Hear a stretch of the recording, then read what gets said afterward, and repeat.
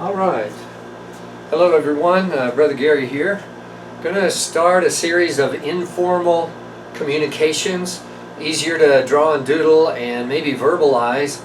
Trying to put all this on a piece of paper is challenging, and even then it sometimes takes explanation. So we'll try some small things, and we'll again start small and grow to bigger. Right now, this is intended for staff and for the deacons, but it may be opened up to other groups later on. It's been a privilege to be the transitional pastor, and we had a end of the COVID round one discussion as a church about 3 options to just go back to the way it was as we were able to open up again. That was not very popular.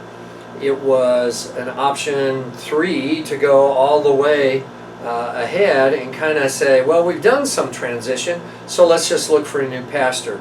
About 1/3 of the church was in favor of that, but 2/3 of the church, so option 1 was just reopen.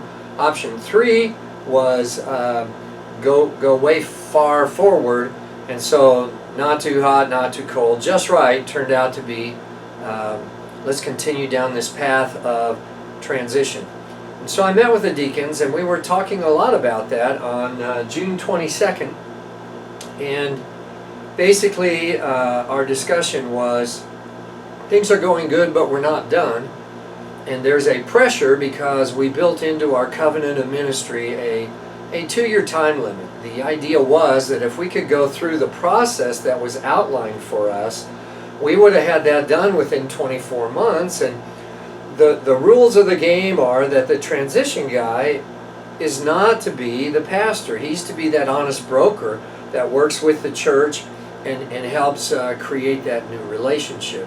So we had put a timeline on it, but everyone was saying, look, a year's already gone and we haven't gotten much done, which was sadly very true. I kept pointing that out. So long story short is the deacons said that we were no longer going to live by a timeline, but we were rather going to produce some results, some deliverables, some outcomes. And so just like learning, it's not enough to open the math book, it's not enough to write on the board. You have to understand the concepts, you have to be able to work the math problem when you see it, and out in life you have to be able to identify the problem, know what mathematical formula to use, and apply it to it. Now, it's kind of been misunderstood a couple times.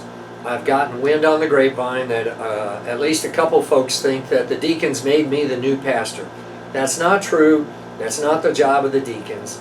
But we did affirm that the church authorized the deacons to guide us through the transition phase. And the deacons looked at me and said, get it done. Lead us through this. So what it did on this little point right here is it changed the nature of our relationship. Since June 22nd, I have thought long and hard about, well, what would our church look like on the other side of a transition? What outcomes would there be if, looking back, we had seen that we had followed that process? So this is kind of an introduction and kind of a framework of where I hope to go with this. I think there's some real biblical understandings we need to sharpen up on. I think there's a process outlined in those 8 stages of transition that we ought to do. I also think that there's some specific things that have kind of tripped our church up in the last 5 to 10 years, and we've not recovered well from those. What are they, and what can we do about it? And if we address those, again, will that take us to the place where we're going to be, or we want to be? And then we would know, hey Gary, thank you very much, the transition piece is done. Let's seek new leadership for that phase of the church's life. So again, maybe a series of short little things like this, and I hope that we can broadcast them out and get them in everybody's hands. And at your convenience, you get this message, but then when we come together, we're able to talk about it and understand some common language and a common operating picture. Write down your questions. Feel free to call me, text me, email me, let me know what's on your mind. But more to discover about this process, and I'm looking forward to the journey together. Thank you.